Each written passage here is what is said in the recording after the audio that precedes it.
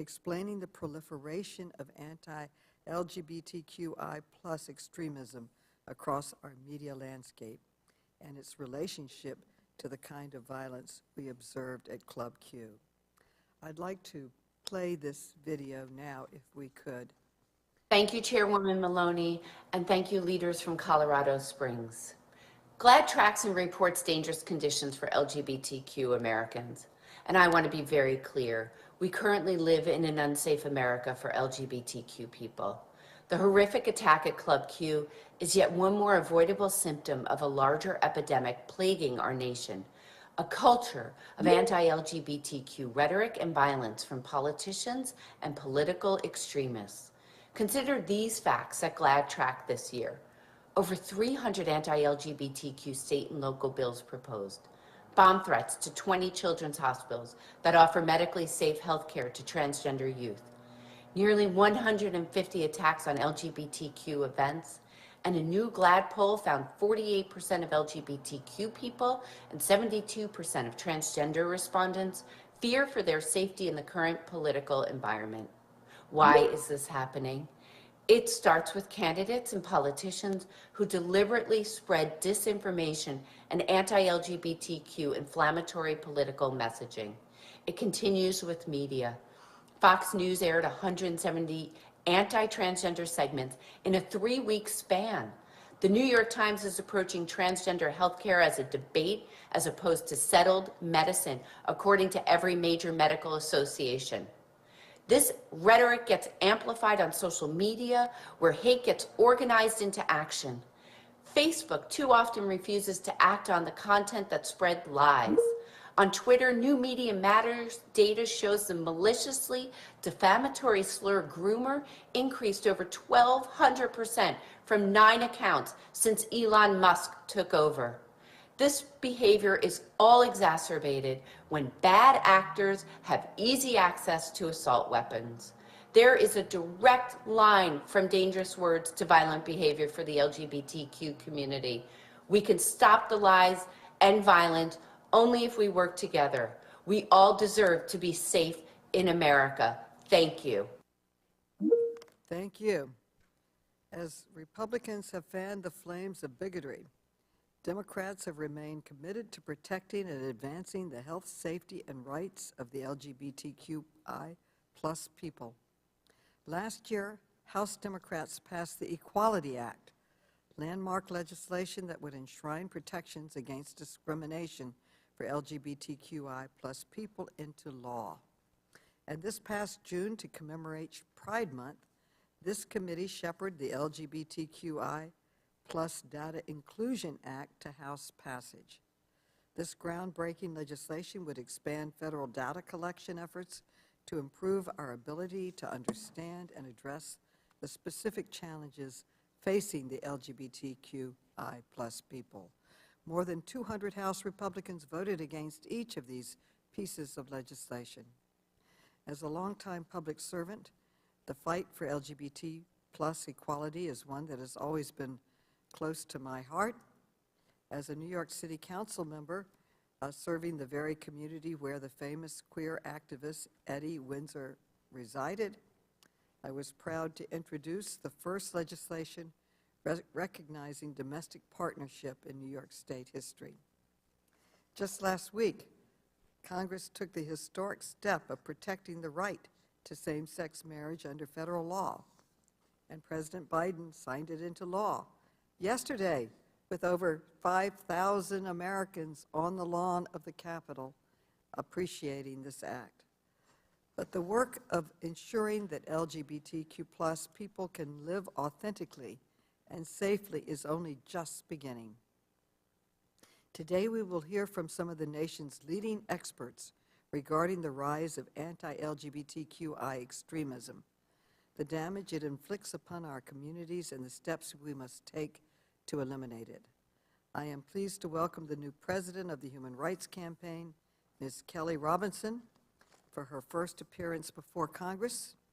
We will also hear directly from survivors of the violent Club Q attack, and I am deeply grateful for the bravery of these individuals in recounting their horrific experiences.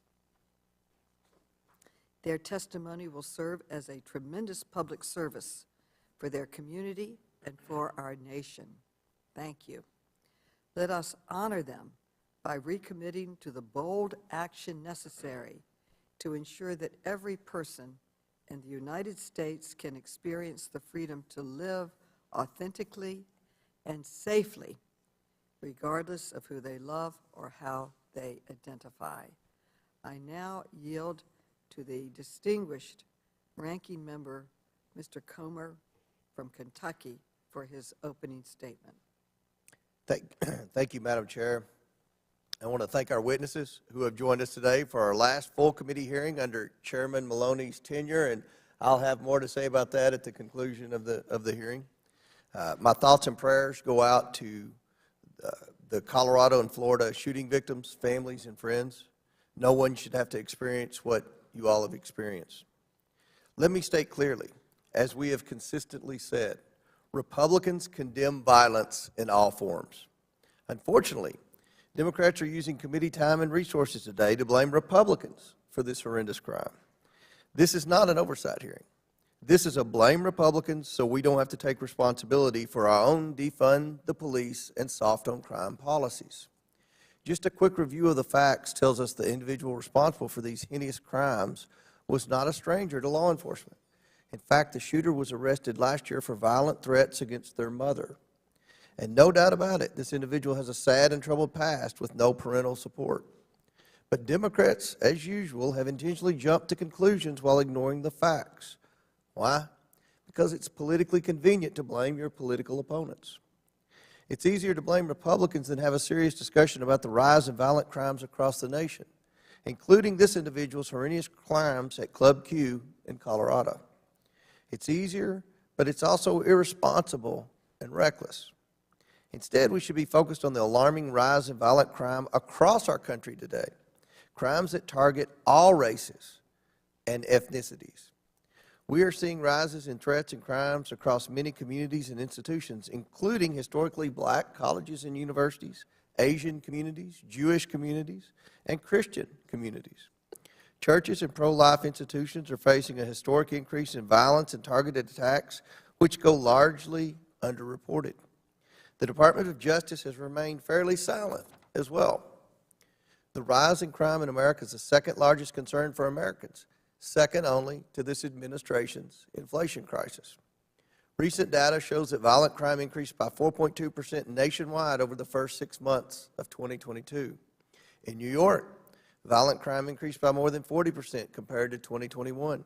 In Los Angeles, homicides reached their highest levels in 15 years during the first half of 2020. In New Orleans, homicides increased by 40%. Right here in D.C., homicides were up 14% from 2020 to 2021. Crime is simply out of control in large Democrat-led cities. The extent of the rise in crime, however, may even be worse than the current data shows. Recent reporting revealed the FBI's national crime data for 2021 was largely incomplete, lacking data from 37% of law enforcement agencies nationwide.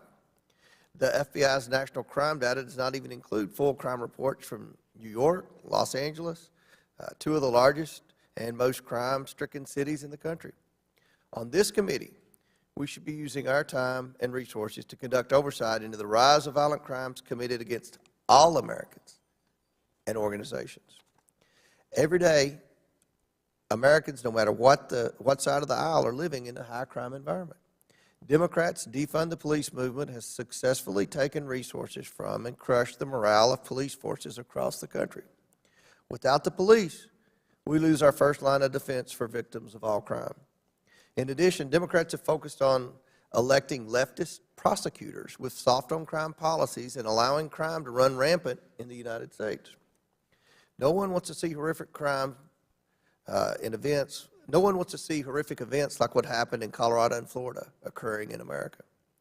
More needs to be done to reverse soft on crime policies and refund the police to make the streets of America, cities and towns safe.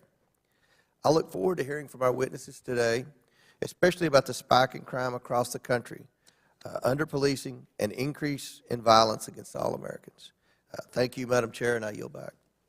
The gentleman yells back. Before we introduce our witnesses, I'd like to ask unanimous consent to allow Congressmember David Cicilline and Mondaire Jones to participate in today's hearing for the purposes of asking questions. Without objection, so ordered. Now we will introduce our first panel of witnesses. Please note that these witnesses will only be giving statements. They will not be taking questions. First, we will hear from Michael Anderson, a survivor of the Club Q shooting. Then we will hear from Mr. Matthew Haynes, founding owner of Club Q. Finally, we will hear from Mr. Jones Slow, a survivor of the Club Q shooting, and the witnesses will be unmuted so we can swear them in. Please raise your right hand. Do you swear or affirm that the testimony you're about to give is the truth, the whole truth, and nothing but the truth, so help you God? Let the record show that the witnesses answered in the affirmative. Thank you. Without objection, your written statements will be made part of the historical record of this meeting. With that, Mr. Anderson, you are now recognized for 5 minutes for your testimony. To the distinguished members of the House Oversight Committee, thank you for inviting us here today. Growing up in Lakeland, Florida, I was taught in my private religious school and by many conservative voices to hate who I was, that being born gay was something to reject. A young person should never have to feel that way. So I waited, silent and suffering, until I was 16, and then I came out. It was places like gay bars and clubs that helped me embrace who I was and formed me into the man I am today. Club Q was and will once again be a safe place, not just for the LGBTQ community, but for everyone else too. If you are fortunate enough to intimately know LGBTQ people, you will find some of the kindest, funniest, accepting, and most welcoming people. Those are the people that found a safe place in Club Q and deserve to once again have that safe space. On November 19, 2022, a deranged shooter entered Club Q armed with an assault rifle, a pistol, an incredibly disturbing amount of ammunition, and an even more disturbing amount of hatred in their heart, all while cowardly hiding behind a bulletproof vest. This shooter entered our safe space in our home with the intention of killing as many people as possible, as quickly as possible. They used a military-style weapon that exists solely for the intention of killing other human beings and began to hunt us down as if our lives meant nothing. I was bartending that evening when the attack began. I felt more terrified than I ever have before in my life. I ran for my life that night and hid, praying and hoping the violence would end. When I stared down the barrel of that gun, I realized I stood no chance against a weapon of that power, magazine capacity, and seemingly automatic firing rate. While I prepared for my life to end in that moment, I prayed, I panicked, and I prayed some more. God must have heard my prayers because 2 brave men stopped the shooter moments before he would have inevitably found me. I saw my friend lying on the floor, bleeding out, knowing there was little to no chance of surviving that bullet wound. I had to tell him goodbye while I continued to fear for my life, not knowing if the attack was truly over. I can still hear the rapid firing of bullets today. It's a sound I may never forget. It's a sound I hope no one here or anywhere else in this country has to hear.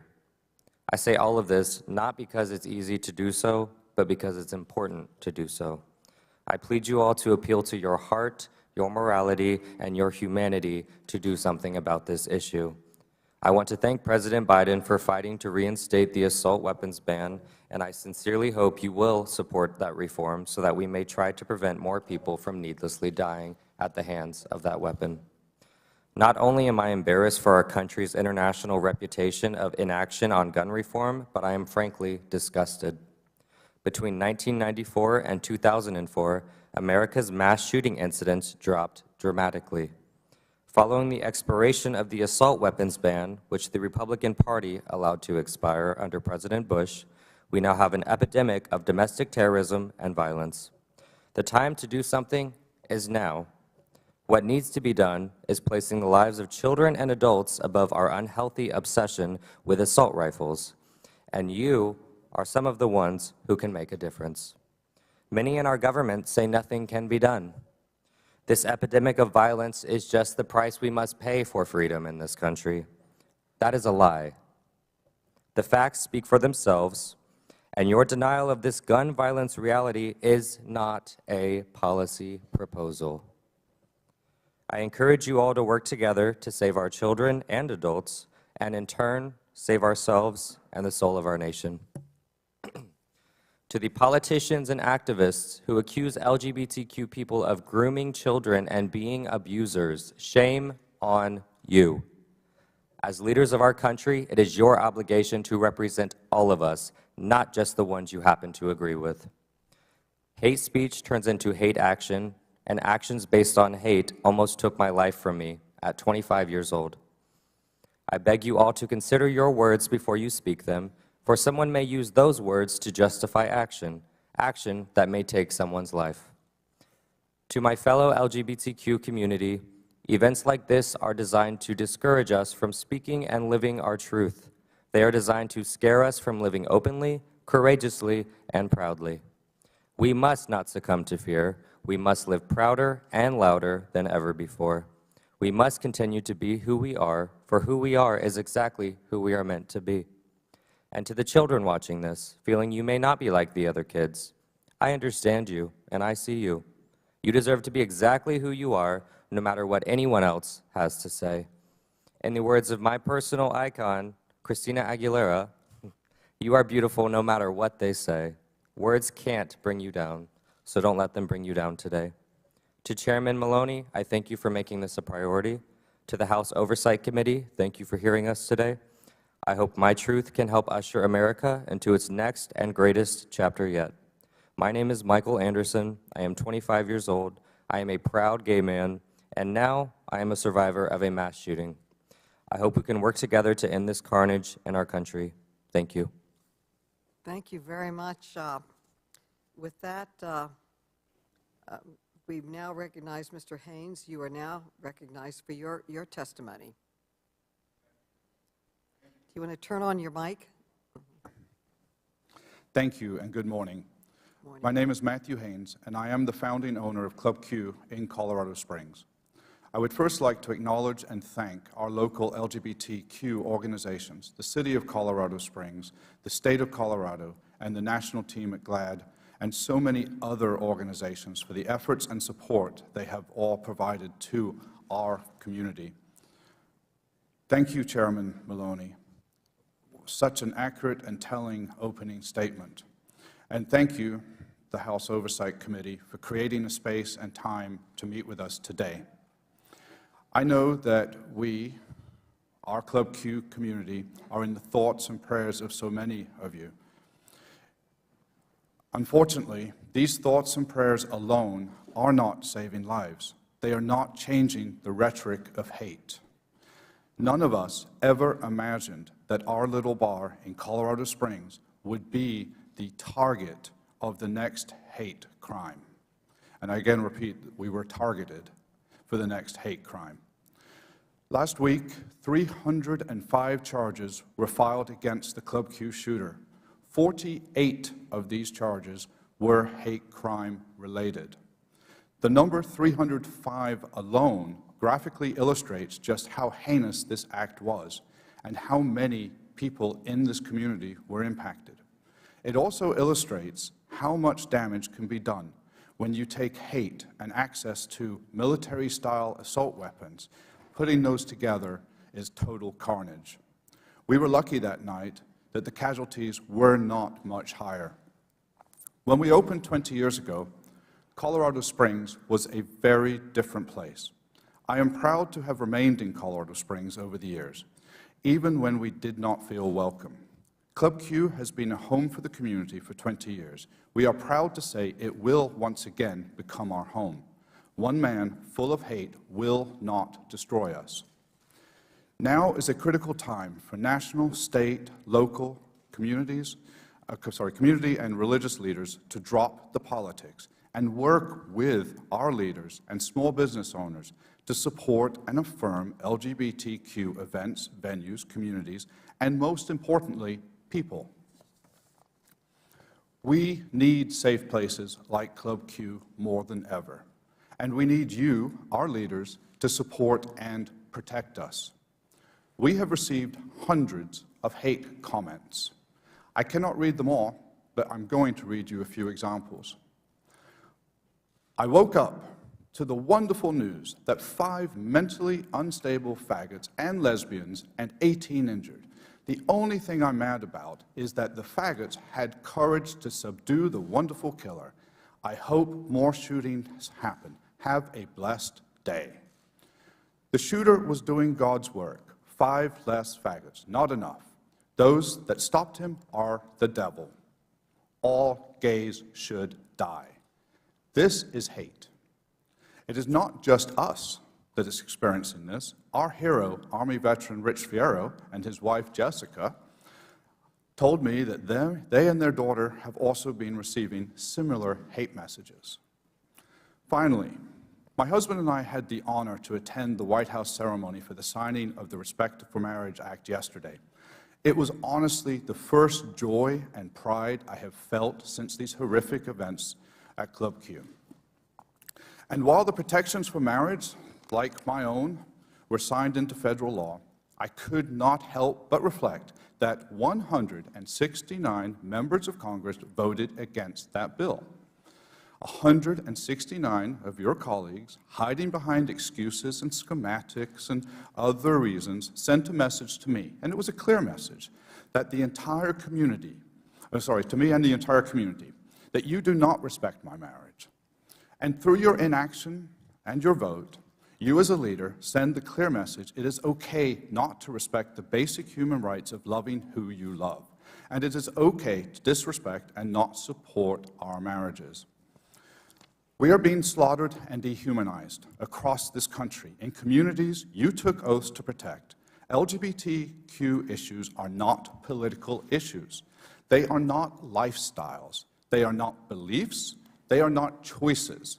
They are basic human rights. And so I ask you today, not simply, what are you doing to safeguard LGBTQ Americans, but rather, what are you or other leaders doing to make America unsafe for LGBTQ people? Club Q is grieving. We are rebuilding. We are fighting. Let's stop this from happening again. Thank you. Thank you very much. And Mr. Slow, you are now recognized for your testimony. Slaw. Thank you. My name is James Slaw, and I want to thank the House Oversight Committee and Chairwoman Carolyn Maloney for allowing me to share my story today. I want to start with my coming out story, as it involves my family, their support, and in the beginning, homophobia. My sister Charlene actually helped pave the way for me to come out, for me to feel safe. She was forced out of the closet by our mother and ultimately forced out of the house. When she was, our household went through a transformation. In the end, after a long process of learning and understanding, our mother chose her children and accepted who we are. It was this road that allowed me to feel safe enough at 24 years old to say, "Hey, Mom, I like guys," in a conversation. She recently passed away, but before she died, for the past 15 years, she became an advocate for our community. She chose love, and love will win in the end. And this goes especially in her religious circles who dehumanized us. The events of November 19th were a nightmare come true and one of my biggest fears. Right before midnight on the eve of the Transgender Day of Remembrance, my boyfriend John Carlos and I were about to leave Club Q when a shooter walked in. Several pops rang out, and I immediately felt a searing pain in my arm. I fell over on the ground knowing I had been shot in my right arm. It wasn't working, but I was able to call 911. I saw everyone on the ground, glass panes shattered, and blood running from my arm and chest where shrapnel had come through. John Carlos was next to me, shot in the leg, but thankfully alive. To my horror, my sister, Charlene, was bleeding out. She had been shot over 5 times. My heart rended as she tried to dial 911 with her good arm outstretched. I called out to her, and I heard no response. I don't want to imagine what may happen had the shooter not been taken down that night. 5 wonderful people were still murdered, and may we never forget their names. Ashley Paugh, Raymond Green Vance, Daniel Aston, Derek Rump, and Kelly Loving. We miss each of you. Club Q was a second home and safe space, not just for me, but for all of us. Outside of these spaces, we are continually being dehumanized, marginalized, and targeted. The fear-based and hateful rhetoric surrounding the LGBTQ+ community, especially around trans individuals and drag performers, leads to violence. It incites violence. We shouldn't have to fear being shot when we go to our safe spaces, or anywhere for that matter. It was only after this violation of our safe space that I came to realize, though, we have a lot more love in this world. Before sunrise, we were already receiving messages from all over the world with affirmations of love. People who we have never met giving us their best wishes. A family friend immediately started a GoFundMe, and we've experienced a ton of support. When I left the hospital, I was brought to tears just by the memorial that had been created in front of the club, in front of my safe space. I want to thank the Colorado victims advocates who have been instrumental in our recovery and helping with funds, and of course the staff at GLAAD who have simply been amazing in helping me use my voice.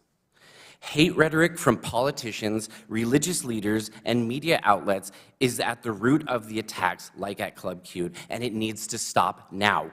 Rhetoric that makes people less than for being different. Rhetoric that threatens to silence what sports we can play, what bathrooms we can use, how we define our family, and who I can marry.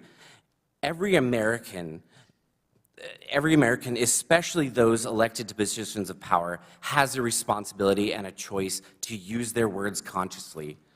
Hate starts with speech. The hateful rhetoric we've heard from elected leaders is the direct cause of the horrific shooting at Club Q. We need elected leaders to demonstrate language that reflects love and understanding, not hate and fear. I urge LGBTQ+ Americans and allies to join together today as one community. Hateful people want to drive us back into closets and to live our lives in fear, but we cannot be afraid. No bullets will stop us from being proud of who we are or will injure the support and love that exists in our community. Thank you. Thank you for sharing your incredibly powerful testimony with us today. We appreciate your taking the time to be with us, to join with our committee hearing, and you are all excused. Thank you so much. And we will briefly recess while the panels switch.